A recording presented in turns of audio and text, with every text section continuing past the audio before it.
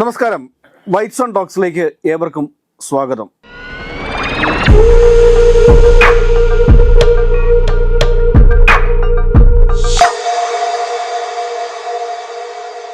സാറേ നമസ്കാരം. രണ്ട് സംസ്ഥാനങ്ങളിലെ തെരഞ്ഞെടുപ്പ് ആസന്നമായിരിക്കുകയാണ്. ഒന്ന് ഹരിയാനയും മറ്റൊന്ന് കാശ്മീരും. ഈ രണ്ട് സ്ഥലത്തും ഇപ്പോൾ ഹരിയാനയിൽ BJP സർക്കാരാണ് അധികാരത്തിലിരിക്കുന്നത്. ഒരുപാട് രാഷ്ട്രീയ നാടകങ്ങൾ അരങ്ങേറിയിട്ടുള്ള ഒരു സ്ഥലമാണ് ഹരിയാന എന്ന് പറയുന്നത്. അപ്പോൾ ഹരിയാനയും തെരഞ്ഞെടുപ്പിലേക്ക് അടുത്തുകൊണ്ടിരിക്കുകയാണ്, തിരഞ്ഞെടുപ്പ് തീയതി അടുത്തിരിക്കുകയാണ്. അതോടൊപ്പം തന്നെ കാശ്മീരിലും ഇലക്ഷൻ ഈ പടിവാതിൽക്കൽ എത്തി നിൽക്കുകയാണ്.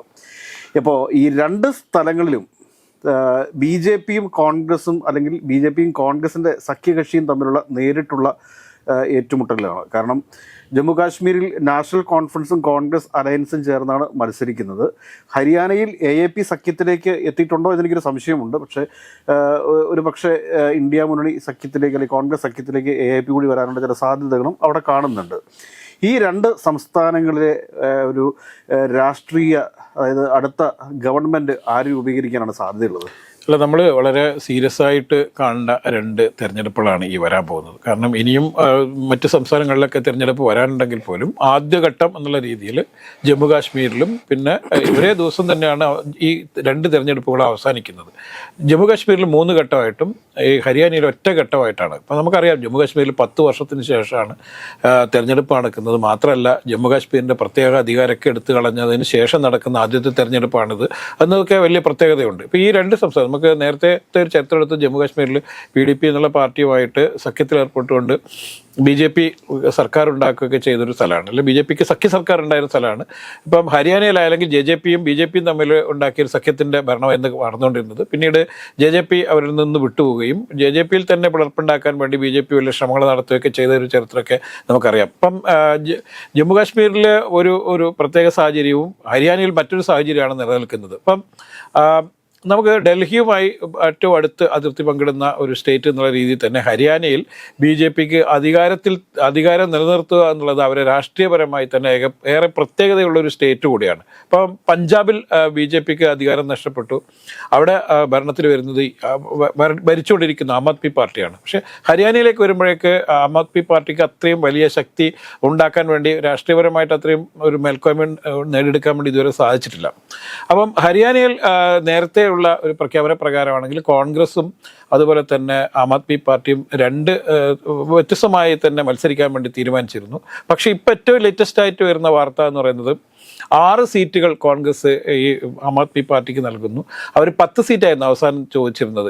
ഞങ്ങൾക്ക് 10 സീറ്റ് തന്നില്ലെങ്കിൽ ഞങ്ങൾ 50 സീറ്റിൽ മത്സരിക്കും എന്നുള്ളതുണ്ടായിരുന്നു. അതുപോലെ BJPക്കെതിരെ ശക്തമായ പോരാട്ടം കാഴ്ചവെക്കുക എന്നുള്ളത് ഈ ഇന്ത്യ മുന്നണിയുടെ സഖ്യകക്ഷി എന്നുള്ള രീതിയിലും അതുപോലെ തന്നെ ഈ ആം ആദ്മി പാർട്ടിക്ക് നേരിടേണ്ടി വന്ന വലിയ രാഷ്ട്രീയപരമായ ഒരു വലിയ തിരിച്ചടികളൊക്കെ ഉണ്ട്. കാരണം ഡൽഹിയിലെ മുഖ്യമന്ത്രി ദീർഘകാലമായിട്ട് ഒരു അഴിമതി കേസുമായി ബന്ധപ്പെട്ട് ജയിലിലടക്കപ്പെട്ടിരിക്കുന്നു.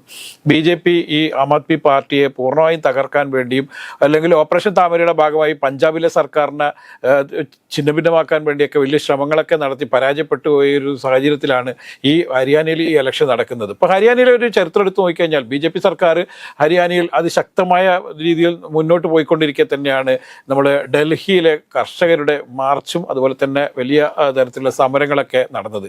ഇതിൻ്റെ അലുവലികൾ തീർച്ചയായും ഈ ഹരിയാനയിൽ ഈ തെരഞ്ഞെടുപ്പിൽ ഉണ്ടാവും എന്ന കാര്യത്തിൽ ആർക്കും സംശയമില്ല. അപ്പോൾ BJP സംബന്ധിച്ചിടത്തോളം JJP വിട്ടുപോയതിന് ശേഷം നടക്കുന്ന തെരഞ്ഞെടുപ്പ് എന്നുള്ളത് പിന്നെ അവർക്ക് അധികാരത്തിൽ തുടരാൻ വേണ്ടിയുള്ള സാഹചര്യങ്ങൾ അവിടെ വളരെ കുറവാണ് എന്ന് നേരത്തെ തന്നെ വിലയിരുത്തപ്പെടുന്നു. അതുപോലെ തന്നെ രാഷ്ട്രീയ നിരീക്ഷകരെല്ലാം ഹരിയാനയിൽ BJPക്ക് വലിയ രീതിയിൽ തിരിച്ചടി കിട്ടും എന്ന് പ്രഖ്യാപിച്ചൊരു കഴിഞ്ഞ ഇലക്ഷനാണിത്. ഇപ്പം നമ്മൾ നോക്കൂ, കഴിഞ്ഞ ദിവസങ്ങളിലൊക്കെ BJPൻ്റെ മന്ത്രിമാരും മറ്റ് നേതാക്കന്മാരും ഒക്കെ BJPയിൽ നിന്ന് രാജിവെച്ച് അവർ കോൺഗ്രസ് ചേരുന്ന ഒരു കാഴ്ച നമ്മൾ കണ്ടുകൊണ്ടിരിക്കും. ചില നേതാക്കന്മാർ അവിടെ തനിച്ച് മത്സരിക്കും, സ്വതന്ത്രമായി മത്സരിക്കും. അവർക്ക് സ്വാധീനമുള്ള ചില സ്ഥലങ്ങളിൽ അവർ സ്വതന്ത്രമായി മത്സരിക്കുന്നു. ഇപ്പം 68ഓളം സീറ്റുകളിലേക്കുള്ള സ്ഥാനാർത്ഥി പട്ടിക പുറത്തിറങ്ങിയപ്പോൾ തന്നെ പലരും ആ സ്ഥാനാർത്ഥി പട്ടികയില്ല, ഇടം പിടിച്ചിട്ടില്ല എന്നുള്ള ഒറ്റ കാരണത്താൽ അവരെല്ലാം നേതൃത്വമായി പിണങ്ങി രാജിവെച്ചു പോയിക്കൊണ്ടിരിക്കുക. അപ്പോൾ BJP സംബന്ധിച്ചിടത്തോളം ഹരിയാനയിൽ വലിയ തിരിച്ചടി ഉണ്ടാവും എന്നുള്ള കാര്യത്തിൽ യാതൊരു സംശയമില്ല. ഇപ്പം ഈ 12-ാം തീയതിയാണ് നോമിനേഷൻ കൊടുക്കേണ്ട അവസാന ഡേറ്റ്. ഈ 12-ാം തീയതിയൊക്കെ ആകുമ്പോഴേക്ക് BJP വലിയ രീതിയിലുള്ള രാഷ്ട്രീയപരമായ തിരിച്ചടികൾ നേരിടുന്നു എന്നുള്ള കാഴ്ച നമ്മൾ ഈ ഹരിയാനയിൽ കാണുന്നത്. ഇത് BJPയുടെ ആത്മവിശ്വാസം പൂർണ്ണമായും തകർന്നതിൻ്റെ കൂടി ലക്ഷണമായി നമ്മൾ കാണണം. കാരണം അധികാരത്തിലേക്ക് ഇനി തിരിച്ചു വരാൻ പറ്റില്ല എന്ന് വ്യക്തമായതോടുകൂടി പല നേതാക്കന്മാരും കോൺഗ്രസ് പക്ഷത്തേക്ക് ചാടിക്കൊണ്ടിരിക്കുന്നു. അവിടെ ഒരു JJPക്ക് ഒരു 10ഓളം സീറ്റുകളിൽ വിജയിക്കാൻ പറ്റുന്ന ഒരു സാഹചര്യമാണ് ഇപ്പോൾ ഉള്ളത്. ഇപ്പോൾ ആം ആദ്മി പാർട്ടി മത്സരിക്കുന്ന 6 സ്ഥലങ്ങളിൽ ചിലപ്പോൾ 4 സീറ്റൊക്കെ വിജയിച്ചേക്കാം.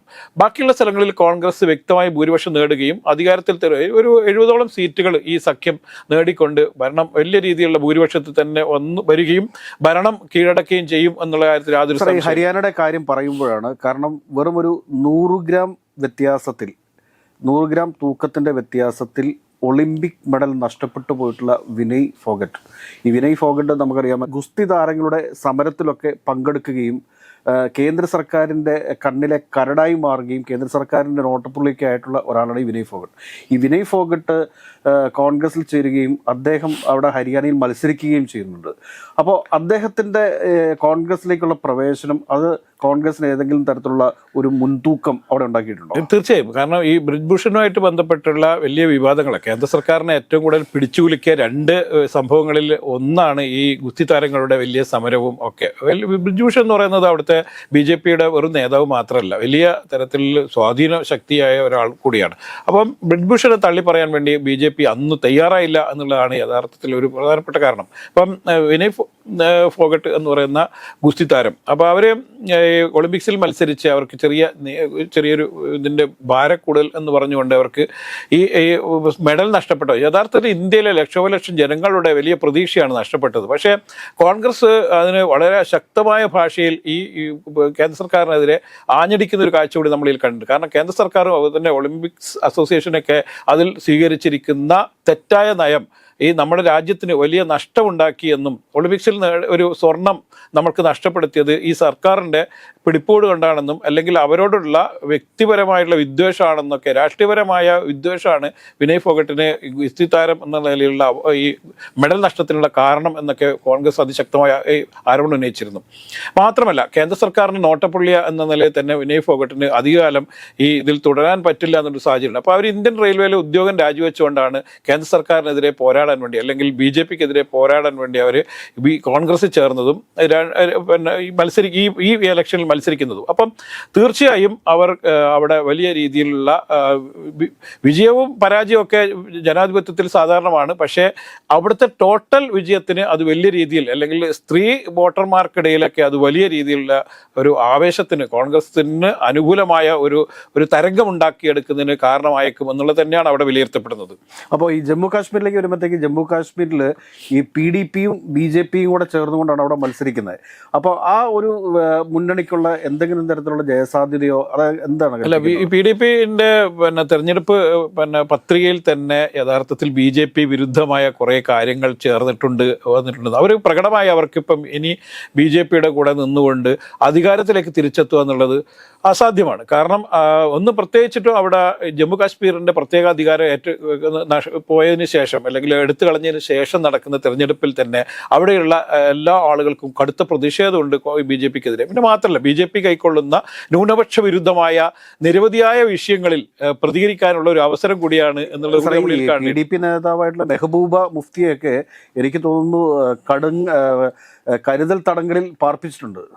അവിടെ ഈ PDPക്ക് യഥാർത്ഥത്തിൽ അവിടെ വലിയ ജനസ്വാധീനം നേടിയെടുക്കാൻ ഈ ഇലക്ഷനിൽ കഴിയില്ല എന്നുള്ളതാണ്. അവിടെ 90 സീറ്റുകളിലാണ് മത്സരം നടക്കുന്നത്. അപ്പോൾ ഈ തീർച്ചയായും BJP സർക്കാരിനെതിരെയുള്ള അതിശക്തമായ പ്രതിഷേധം രേഖപ്പെടുത്താനുള്ള അവസരം എന്നുള്ള രീതിയിൽ തന്നെ ഈ വോട്ടർമാർ തീർച്ചയായും BJPയെയും BJP സഖ്യത്തെയും അവിടെ വലിയ രീതിയിൽ പരാജയപ്പെടുത്തും എന്നുള്ളത് തന്നെയാണ് ഇപ്പോൾ അവിടെ നിന്ന് ലഭ്യമാകുന്ന ചില BJPക്കാർ ചില കാര്യങ്ങൾ മുമ്പോട്ട് വയ്ക്കുന്ന കാര്യങ്ങൾ എന്തെന്ന് വെച്ച് കഴിഞ്ഞാൽ, അതായത് ജമ്മു കാശ്മീരിൽ ഒരുപാട് വികസന പ്രവർത്തനങ്ങളും അടിസ്ഥാന സൗകര്യ വികസനങ്ങളൊക്കെ BJP അവിടെ കൊണ്ടുവന്നിട്ടുണ്ട്. അതായത് ഇപ്പോൾ പ്രത്യേക പാക്കേജിൽ ഉൾപ്പെടുത്തിക്കൊണ്ട് തന്നെ ജമ്മു കാശ്മീരിൽ കൊണ്ടുവന്നിട്ടുണ്ട്. അപ്പോൾ ജമ്മു കാശ്മീരിലെ ജനങ്ങൾക്ക് BJPയിൽ ഒരു വിശ്വാസ്യതയുണ്ട് എന്നൊക്കെ പറയുന്നുണ്ട്. ഇതിലേക്കുള്ള ഒരു സത്യം എന്താണത്? അല്ല, ഈ കഴിഞ്ഞ പാർലമെന്റ് തെരഞ്ഞെടുപ്പിൽ BJP ഏറ്റവും കൂടുതൽ പിന്നെ ഉയർത്തി കാണിച്ചിരുന്ന ഈ പലവിധ വിഷയങ്ങളിൽ നിന്നും ഏറ്റവും വലിയ അവർ ഉയർത്തി കാണിച്ചിരുന്ന രാജ്യത്താകമാനം വികസനത്തിന്റെ കൊടുങ്കാറ്റുണ്ടായി എന്നും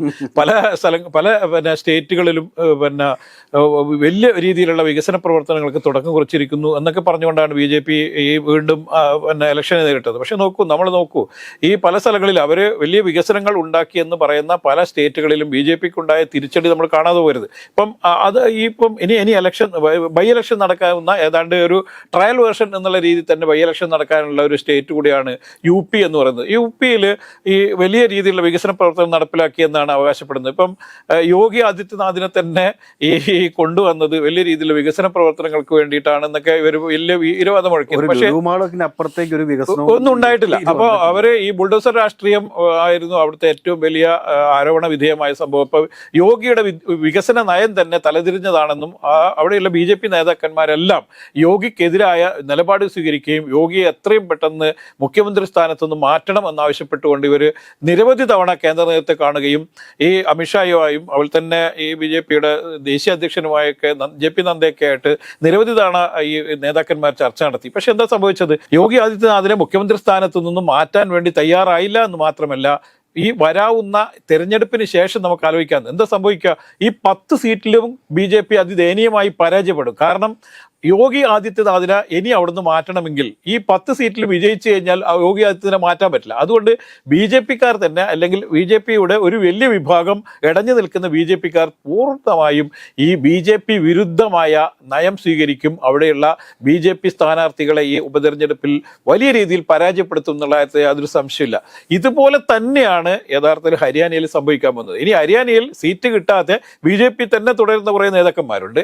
ഈ BJPയുടെ ദേശീയ നേതൃത്വം പലതവണ സംസാരിച്ചിട്ടും ഈ സ്റ്റേറ്റ് നേതൃത്വം അവരുമായിട്ട് സമരസപ്പെടാതെ പിന്നെ മാറി നിൽക്കുന്ന കുറെ ആളുകളുണ്ട്. ഇവരെല്ലാം തീർച്ചയായും BJPക്ക് വലിയ രീതിയിൽ തിരിച്ചടി കൊടുക്കും എന്നുള്ള കാര്യത്തിൽ സംശയമില്ല. കാരണം ഇവർക്ക് BJP നേതാക്കന്മാരെ സംബന്ധിച്ചിടത്തോളം എല്ലാ ആളുകളും RSSലൂടെ വന്ന നേതാക്കന്മാരല്ല.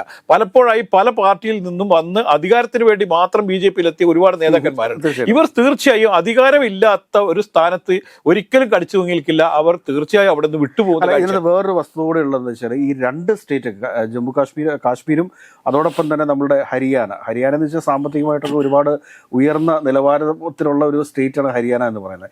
അപ്പോൾ ഈ ഹരിയാനയും അതോടൊപ്പം തന്നെ കാശ്മീരും കൂടി കോൺഗ്രസ് സഖ്യം അധികാരത്തിൽ വരിക എന്ന് പറഞ്ഞു കഴിഞ്ഞാൽ അത് ദേശീയ തലത്തിൽ തന്നെ കോൺഗ്രസിന് വീണ്ടും ഒരു പുത്തൻ ഉണർവായിരിക്കും എന്നുള്ള കാര്യം കൂടി നമ്മൾ കണക്കാക്കേണ്ടി വരും. തീർച്ചയായും നമ്മളിപ്പോൾ ഈ ഭാരത് ജോഡോ യാത്രനെ ഒക്കെ തമാശയായി കണ്ടിരുന്ന, അല്ലെങ്കിൽ പല കോൺഗ്രസ് വിരുദ്ധ കക്ഷികളൊക്കെ ശരിക്കും BJP അടക്കമുള്ള ചില രാഷ്ട്രീയ പാർട്ടികൾ ഈ രാഹുൽ ഗാന്ധിയുടെ ഭാരത് ജോഡോ യാത്രയൊക്കെ കളിയാക്കുകയും വളരെ വലിയ ഒരു ഹാസ്യ കഥാപാത്രമായി കളിയാക്കിയിട്ടുണ്ട്. പക്ഷേ നമ്മളിപ്പോൾ കാണേണ്ടത് ഈ ഭാരത് ജോഡോ യാത്രയൊക്കെ ജമ്മു കാശ്മീരിൽ കോൺഗ്രസിന് തിരിച്ചു വരാനുള്ള വലിയ വഴിയൊരുക്കി എന്നുള്ളത് നമ്മളിൽ കാണേണ്ടതുണ്ട്. ഇപ്പം എന്താണ് സംഭവം? പലപ്പോഴും പല നേതാക്കന്മാരും കോൺഗ്രസിൽ നിന്ന് വിട്ടുപോവുകയൊക്കെ ചെയ്തിട്ടുണ്ട്. പക്ഷേ ഈ കോൺഗ്രസിന് വിട്ടുപോയ നേതാക്കന്മാർ പോലും ഇപ്പം മൗനം പാലിച്ചിരിക്കും നമ്മൾ കാണേണ്ടതുണ്ട്. എന്തുകൊണ്ടാണ്? കോൺഗ്രസ് ശരിക്കും തിരിച്ചുവരവിൻ്റെ പാതയിലാണ്. മാത്രമല്ല BJPയുടെ ഓരോ ദിവസം ചെല്ലും തോറും BJPയുടെ ശക്തി ക്ഷയിച്ചുകൊണ്ടിരിക്കുന്നു എന്നുള്ളതാണ് വരുന്നത്. ഇപ്പോൾ ഇതൊരു വികാരത്തിൻ്റെ പരത്തിലുണ്ടായ തള്ളിക്കയറ്റമായിരുന്നു BJPയിൽ ഉണ്ടായിരുന്നത്. കാരണം BJPക്ക് വന്ന, ഞാൻ നേരത്തെ പറഞ്ഞു, അധികാരത്തിന് വേണ്ടിയും പണത്തിനൊക്കെ വേണ്ടി വന്ന കുറേ ആളുകളാണ്. ഇതൊന്നും അവിടെ നിന്ന് കിട്ടുന്നില്ല എന്ന് കാണുമ്പോൾ അവർ അതിനേക്കാൾ വലിയ സ്പീഡ് തിരിച്ചു പോയിക്കൊണ്ടിരിക്കുന്ന ഒരു കാഴ്ച കൂടിയാണ്. ഇപ്പം നമ്മൾ നോക്കൂ, ഡൽഹിയിൽ അധികാരമില്ല, പശ്ചിമ ബംഗാളിൽ അധികാരമില്ല, അതുപോലെ തന്നെ പഞ്ചാബിൽ അധികാരമില്ല. ഇനിയിപ്പോൾ പിന്നെ ഈ നമ്മുടെ ഹരിയാനയിൽ അധികാരം നഷ്ടപ്പെടുന്നു, ജമ്മു കാശ്മീരിൽ അധികാരം ഇല്ലാതാവുന്നു, ഹിമാചൽ പ്രദേശിൽ ഓൾറെഡി കോൺഗ്രസ് ഭരിക്കുന്നു. ഇങ്ങനെ പറഞ്ഞ് കുറേ സ്റ്റേറ്റുകളിൽ കോൺഗ്രസിന് ആധിപത്യം ഉണ്ടാകുന്നതോടുകൂടി BJPക്ക് പിടിച്ചു നിൽക്കാൻ കഴിയില്ല. ദേശീയ തലത്തിൽ തന്നെ BJPയുടെ ഇപ്പോൾ ഉള്ള ഈ അപ്രമാദിത്വം പൂർണ്ണമായി നഷ്ടപ്പെടും. കാരണം മഹാരാഷ്ട്രയിലൊക്കെ വരാൻ പോകുന്ന തെരഞ്ഞെടുപ്പിൽ കോൺഗ്രസ് ശക്തമായ തിരിച്ചുവരവ് നടത്തുമല്ലോ. കോൺഗ്രസ് NCP ശിവസേന സഖ്യം ശക്തമായ തിരിച്ചുവരും എന്നുള്ളതാണ് റിപ്പോർട്ടുകൾ. അതെ, അതുകൊണ്ട് ഇനി വരാൻ പോകുന്ന കുറേ ഈ നിയമസഭാ തെരഞ്ഞെടുപ്പുകളിലൊക്കെ BJPക്ക് തിരിച്ചടി കിട്ടും എന്ന് തന്നെയാണ് BJP കാണുന്നത്. അപ്പോൾ രാഷ്ട്രീയപരമായി ദേശീയ തലത്തിൽ ഉണ്ടാകുന്ന ഈ തിരിച്ചടികളെ എങ്ങനെ അതിജീവിക്കും, BJP എങ്ങനെ അതിജീവിക്കും എന്നുള്ളത് വലിയ ചോദ്യചിഹ്നമാണ്. കാരണം എല്ലാ കാലത്തും നമുക്കറിയാം ഈ 3ാം ടേമിലും BJP അധികാരത്തിൽ വന്നത് മോദി എന്നുള്ള ഒരു വിഗ്രഹത്തെ വെച്ചുകൊണ്ടാണ്. അപ്പോൾ മോദിയുടെ പ്രഭാവം ഏതാണ്ട് അസ്തമിച്ചുകൊണ്ടിരിക്കുന്നതും കൂടി നമ്മളിൽ കാണേണ്ടത്. ഒരുപക്ഷെ 1 വർഷമോ അല്ലെങ്കിൽ 1.5 വർഷമോ 2 വർഷമൊക്കെ കഴിയുമ്പോഴേക്കും മോദി തന്നെ ഈ അധികാരത്തിൽ നിന്നും ചിലപ്പോൾ ഒഴിഞ്ഞ് അദ്ദേഹം സന്യാസത്തിലേക്ക് പോകുന്നൊരു കാഴ്ചയ്ക്ക് നമ്മൾ കാണേണ്ടി വരും. അതുകൊണ്ട് മോദി യുഗം അവസാനിക്കുന്നതോടുകൂടി ഈ BJP യുഗവും അവസാനിക്കും എന്നുള്ളതിൽ യാതൊരു സംശയമില്ല. പലപ്പോഴായിട്ട് BJPയെ അല്ലെങ്കിൽ മോദിയെ പിന്നെ RSS നേതാക്കന്മാർ താക്കീത് എന്ന ഒരു ചിത്രം കൂടിയുണ്ട്. കാരണം പലപ്പോഴും ഞാൻ ദൈവമാണ് എന്നൊക്കെ പറഞ്ഞുകൊണ്ടിരുന്ന മോദി യഥാർത്ഥത്തിൽ ഒരു സാധാ മനുഷ്യനാണെന്ന്, നിസ്സഹായനായ മനുഷ്യനായി മാറുന്നതൊക്കെയുള്ള ചിത്രങ്ങളാണ് നമ്മളിപ്പോൾ കണ്ടുകൊണ്ടിരിക്കുന്നത്. അപ്പോൾ മോദി പ്രധാനമന്ത്രി എന്നുള്ളത് ജനാധിപത്യ പ്രക്രിയയുടെ ഭാഗമായിട്ട് പ്രധാനമന്ത്രി എന്നുള്ള രീതിയിലുള്ള സ്വീകാര്യത മാത്രമുള്ള കേവലം ഒരു നേതാവായി മാറിക്കൊണ്ടിരിക്കുന്നു. ഇപ്പം നേരത്തെ ഉണ്ടായിരുന്ന മോദി എഫക്റ്റ് ഒന്നും യഥാർത്ഥത്തിൽ പല സ്റ്റേറ്റുകളിലും അത്ര അങ്ങോട്ട് ക്ലച്ച് പിടിക്കുന്നില്ല എന്ന് നമ്മൾ കാണേണ്ടിയുണ്ട്. ഇപ്പം മോദി എഫക്റ്റ് എന്ന് പറയുന്നത് പല സ്ഥലങ്ങളിലും ഇപ്പം നമുക്കറിയാം ഈ കഴിഞ്ഞ പാർലമെന്റ് ഇലക്ഷന്റെ സമയത്ത് തന്നെ ഇലക്ഷൻ നടന്ന പല സ്ഥലങ്ങളിലും മോദി എഫക്റ്റ് അല്ലെങ്കിൽ കുറച്ച് 6 മാസം മുന്നേക്ക് നടന്ന സ്ഥലങ്ങളിൽ രാജസ്ഥാനിലും അതേപോലെ തന്നെ മധ്യപ്രദേശിലൊക്കെ മോദി എഫക്റ്റ് ഒക്കെ വലിയ രീതിയിൽ ബാധിച്ചിരുന്നു. പക്ഷേ 6 മാസം കഴിഞ്ഞപ്പോൾ ഈ പാർലമെന്റ് ഇലക്ഷൻ കഴിഞ്ഞപ്പോൾ പല സ്ഥലങ്ങളിലും മോദി എഫക്റ്റ് ഉണ്ടായിട്ടില്ല. അപ്പം മോദിക്ക് ഏറ്റവും കൂടുതൽ സീറ്റ് കിട്ടിയ സ്ഥലങ്ങൾ അല്ലെങ്കിൽ BJPക്ക് കുറച്ചുകൂടി സീറ്റ് കിട്ടിയ സ്ഥലങ്ങളൊന്നും നേരത്തെ BJPക്ക് ശക്തമായ ഒരു മേരോട്ടുണ്ടായ സ്ഥലങ്ങളായിരുന്നില്ല.